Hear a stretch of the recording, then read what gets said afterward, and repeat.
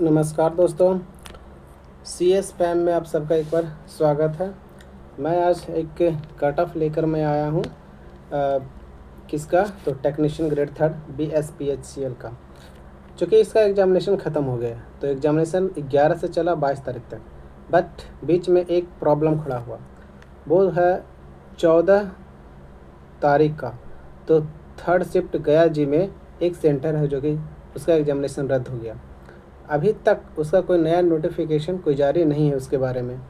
तो जब तक नोटिफिकेशन जारी नहीं होता है, यानी कि सारे स्टूडेंट को जब तक एग्जामिनेशन नहीं हो जाता है, तब तक आप लोग का कोई आंसर की नहीं आने वाला है। ठीक है, तो सारा एग्जामिनेशन टोटल ऑल स्टूडेंट, जब तक कि ऑल स्टूडेंट का एग्जामिनेशन नहीं हो जाता है तब तक आपका आंसर की नहीं आएगा। फिर भी अभी चूँकि एक सेंटर एग्जामिनेशन हुआ, तो हार्डली वहाँ पर है जो कि 400 से 500 लड़का है जो कि वहाँ पर ही डिस्टर्ब हुए, इससे ज़्यादा नहीं। तो अभी तक मेरे पास जो भी एक इंफॉर्मेशन आया है एक सर्वे के थ्रू, और जो मुझे अब मार्क्स का बारे में पता चला है, वो तो एग्जैक्ट मार्क्स आप लोग को तभी पता चलेगा जब आंसर किया जाएगा।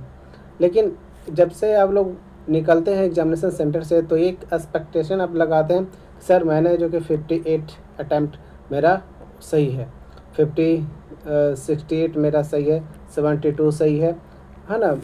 अकॉर्डिंग टू स्टूडेंट्स ये सब है जो कि बताते रहते हैं कि मेरा ये सही है। लेकिन ये कितना सही है कितना सही नहीं है, वो आंसर किए आने के बाद आमतौर पे ये देखा जाता है कि अगर ये आप अनुमानित लगा रहे हैं कि मेरा है जो कि मार्क्स अभी एग्जामिनेशन सेंटर से निकले उस समय ताज़ा रहता है कि मैंने जो भी मारा सब सही मारा, ओके सब सही मारा। लेकिन फिर भी जब घर पे आते हैं तो दिन होता है थोड़ा दिन, तो आइडिया ये लगता है कि मेरे पास 60 नंबर आ रहे हैं। ठीक है, ये 60 नंबर आ रहे हैं, सपोर्ट डैट। लेकिन जब जैसे आंसर की आते हैं, ठीक है, आंसर की जब आएंगे तो ये आपको 5 नंबर और लेके चला जाएगा, यानी कि ये 55 नंबर आ जाएगा। ठीक है, ये 55 नंबर लेके चलाएगा। और आंसर के में है जो कि जो आता है वो 5 नंबर 2 नंबर 1 नंबर कम ही रहता है। क्योंकि अभी स्टूडेंट है जो कि ताज़ा आए हैं, तो जो मारे हैं उस समय तो वहाँ उनको सही लगा तभी तो मारे, अगर गलत लगता है तो वो ऑप्शन मारते ही नहीं। लेकिन अब मान लेते हैं कि कोई पहला क्वेश्चन बना है, उसका ऑप्शन सी, मान लेते हैं कि वो सही नहीं है सी, लेकिन जो स्टूडेंट सी अटैम्प्ट किया उस सबको तो लग रहा है कि नहीं ये सी ही सही है, तभी तो वो अटैम्प्ट किए।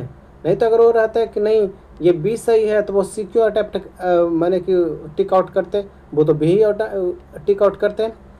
तो मेरे कहने के अनुसार है कि जो अभी आप लोग मार्क्स बता रहे हैं, हमारे पास जो मार्क्स आया है आप सबको, तो वो है जो कि एवरेज अब मेरे पास यही है, जो एवरेज है स्टूडेंट का है जो 65 के आसपास है। ठीक है, यानी कि इसमें है जो कि 5 नंबर का और है जो कि दाखला नीचे मैंने कि डाटा है जो कि गिरेगा, यानी कि 60 या 63 नंबर के आसपास में ही एक एवरेज नंबर है। ठीक है, पर रिजल्ट जो आता है वो एवरेज नंबर से ऊपर आता है, एवरेज नंबर से ऊपर आता है। ये एवरेज नंबर से है जो कि आपको नहीं, तो आपको मैंने कि जो रिजल्ट आएगा वो इसी के आस पास में रहेगा। ठीक है, इससे है जो कि हमेशा रिजल्ट अप रहेगा, यानी कि 60-65 से जो रिजल्ट है वो लगभग आपको अप रहेगा। मैं गर्ल्स की नहीं कर रहा, मैं यूआर कैटेगरी की बात कर रहा हूँ। कैटेगरी में अभी नहीं, मैं कैटेगरी में है जो कट में बताने वाला हूँ, लेकिन अभी कैटेगरी वाले में नहीं बता रहा हूँ। ठीक है, मैं क्या कर रहा हूँ कि यूआर वाला है जो कि 60 या 65 से अप ही रहेगा, ये तो तय है। ठीक है, 63 से अप रहेगा। चलिए अभी देखते हैं कि आप लोग का आंसर की कब आने वाला है। ओके, तो जो आपका आंसर की आने वाला है वो अभी एग्जामिनेशन ये हो चुके हैं। ठीक है, वो आंसर की आपको अभी सबसे तो कोई मतलब है नहीं, क्योंकि आप लोगों ने एग्जामिनेशन दे चुके हैं, है ना। एट एनी हाउ किसी भी तरह से आपने एग्जामिनेशन दे दिया, अब आपको बस एक चीज़ से मतलब है आंसर की से। जो आपका आंसर की आने वाला है 29 जुलाई से 31 जुलाई, बस इतना ही। अगर आपको कोई प्रॉब्लम है, मैंने कि हीटिंग आपने किया और वो जो कि आपका हीटिंग किया हुआ आंसर अटैम्प्ट किया हुआ जो आपने टिक आउट करके आया है, वो कह रहा है कि BSPHCL साइट कह रहा है कि आपने जो किया वो गलत है, लेकिन अब आपको लग रहा है कि नहीं सही है, तो आप उसको क्लेम करिए। क्लेम करने का एक क्वेश्चन का क्लेम करने का चार्ज 200 है। मेरे चैनल को सब्सक्राइब करिए, अब क्या है कि जैसे आंसर किया आएगा तो आप हमको कमेंट करके बताइए कि ये एक प्रश्न गलत है, मैं उसका एग्जैक्ट आंसर बताऊंगा। और वो 4 गो है जो कि डॉक्यूमेंट लेगा, 4 डॉक्यूमेंट से ज़्यादा वो नहीं लेता। यही डॉक्यूमेंट आपको वहाँ पर सबमिट करना है। ये डॉक्यूमेंट अगर सबमिट नहीं करिएगा तो वो आपका सही चीज़ को भी वो गलत ही ठहराएगा। ठीक है, मैक्सिमम ये 4 है जो कि डॉक्यूमेंट आपको सही लेगा। ठीक है, मैक्सिमम। तो हम ये 4 डॉक्यूमेंट आपको है जो कि प्रोवाइड करेंगे। ठीक है, ताकि आप क्लेम करने समय ये अपलोड करिए और आपको जो कि 200 जो खर्चा कर रहे हैं उसका सही नंबर भी मिले। क्योंकि एक नंबर ही ऐसा होता है जो आपको कंपटीशन से या तो अंदर कर लेगा या तो आपको बाहर दिखा देगा। अब कट ऑफ किसी का है जो कि 60 है ना। अब किसी बंदे का जो कि कट ऑफ है जो कि 60 है, सपोज डेट, अब वो 59 लाया।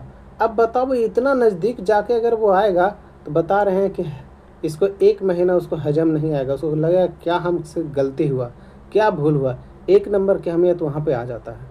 ठीक है, लेकिन जिसकी कट ऑफ 60 है, जिस किसी बंदे का 50 है, उसके लिए अभी दिल्ली काफ़ी दूर है। ठीक है, तो उनको ऐसा उतना प्रॉब्लम नहीं होगा। लेकिन प्रॉब्लम उनको सबसे ज़्यादा होगा, सबसे ज़्यादा, जो कि 58 कट ऑफ रहेगा और उनका 57 रहेगा। ठीक है, वो देख के उनका हार्ट बीट क्या होगा ना होगा, वो तो उसमें वो अंडर प्रेशर फील करेंगे। ठीक है, जो इस सिचुएशन से गुजरेगा। अब मैं 1 नंबर का ही मैं कह रहा हूँ कि आप मेरे चैनल को सब्सक्राइब करिए। आंसर किया आएगा, अपना आंसर के शॉर्ट स्क्रीन लेके हमारे नीचे भेजिएगा व्हाट्सएप में जैसे, तो हम ये आपको प्रोवाइड कर देंगे। ठीक है, 4 गो डॉक्यूमेंट। अगर वो डॉक्यूमेंट मांगता है जो कोई टीचर पढ़ाए है उसका वैल्यू नहीं करता है, कोई या तो क्वेश्चन पेपर या वो एग्जामिनेशन, कोई एग्जामिनेशन में आया हो उसका आंसर के साथ आपको मांगेगा। ठीक है, या एनसीईआरटी का बुक या कोई स्टेट का बुक या कोई पीसीएस या ऑथेंटिक बुक, ये लूसेंट का है जो कि नहीं मानता है। ठीक है, लूसेंट का, स्पीडी का, ये सब का नहीं मानता है, ये सब किताब नहीं मानता है वो सब। ठीक है, तो वो कोई या तो स्टेट गवर्नमेंट का हो या सेंट्रल गवर्नमेंट का बुक का हो, या तो फिर कोई एग्जामिनेशन लिया हो, चाहे बीपीएससी लिया हो, एसएससी लिया हो, बीएसएससी लिया हो, सीजीएल में हो, उस तरह का आंसर को अगर आया हो या किसी तरह से उसका आंसर आपको सेट मिलता है तो आपको वैलिड कर देता है। तो मैं आपको ही हेल्प कर सकता हूँ, आप मेरे चैनल को सब्सक्राइब कर लीजिए। और कुछ दिन की तो बात है, 29, ठीक है, ये डेट आएगा, आप हमारे सब चैनल को सब्सक्राइब के लिए रहिएगा। नोटिफिकेशन जैसे आएगा हम पे जो कि शॉर्ट स्क्रीन लेके डालिए, मैं बता दूंगा कि आंसर सही है या गलत है, क्या वैलिड पेपर लगेगा, क्या वैलिड पेपर नहीं लगेगा। मैं वैलिड पेपर आपको प्रोवाइड कर दूंगा। ठीक है, मैं इतना तो कर सकता हूँ। ठीक है, ताकि मैं आपका 1 नंबर मिले और 200 रुपये आपका जो कि नुकसान होने से बच जाए। ठीक है, आपका सिलेक्शन हो। चलिए, अब है जो कि हम लोग बात करते हैं क्या कट ऑफ है। ठीक है ना, तो कट ऑफ पे बात करते हैं। तो कट ऑफ पे बात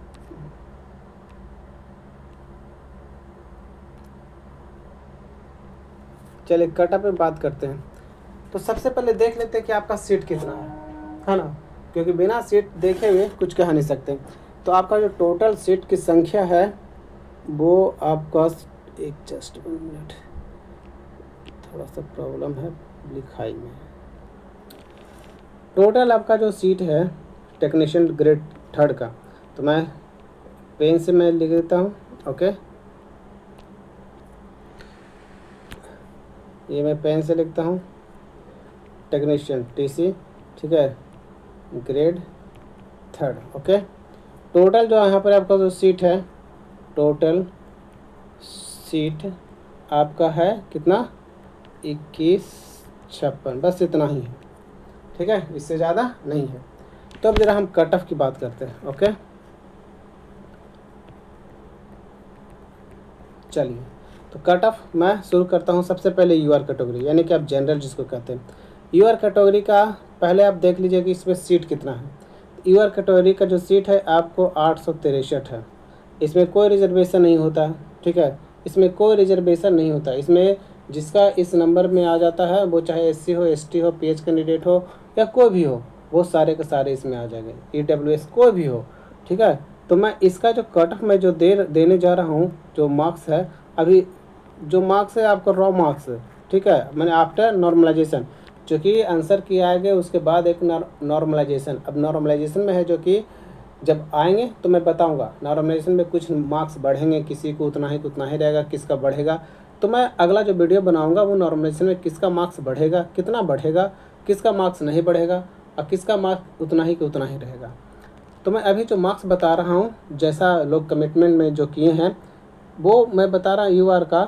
ठीक है, यू आर यहाँ पर ही मैन लिखता हूँ और यहाँ पर ही वो मैन लिखता हूँ।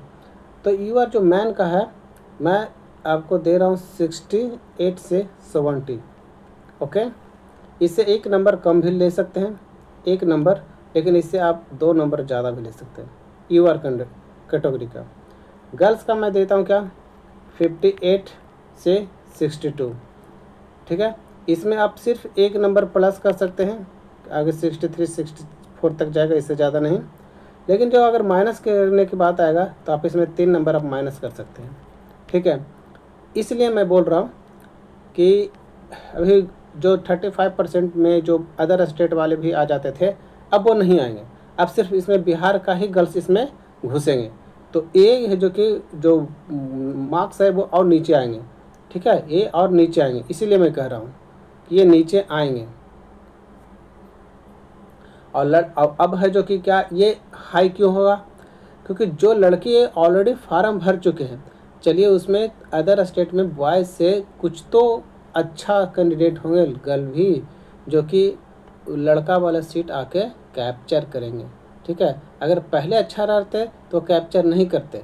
ठीक है, वो इसी में आते, लेकिन अब तो कुछ आएंगे जो इसमें आके कैप्चर करेंगे। तो ये वाला क्या होगा अप और ये क्या होगा डाउन। ठीक है, तो ये हो गया यू आर का। यू आर का 68 70, अगर इसके आसपास में भी अगर अभी भी किसी का अनुमानित लग रहा है कि हाँ है, वो अभी आशा रखिए कि आपका चांस बहुत है, बहुत, थोड़ा बहुत नहीं, बहुत है। ठीक है,